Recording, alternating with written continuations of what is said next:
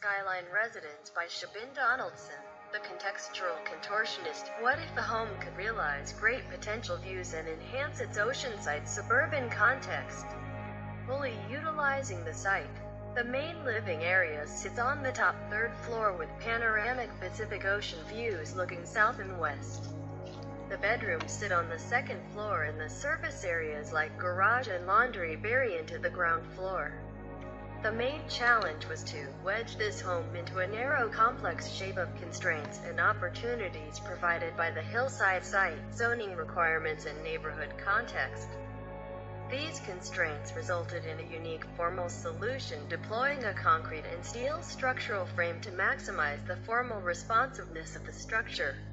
Due to the complexity of the form, the material palette for the home was limited to wood, cast concrete, steel, and glass.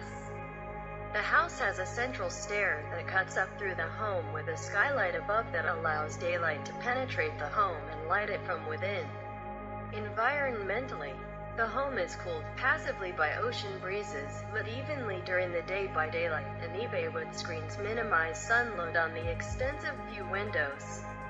The benign climate encourages an indoor-outdoor living style, and the home flows onto strategically placed outdoor patios for outdoor living.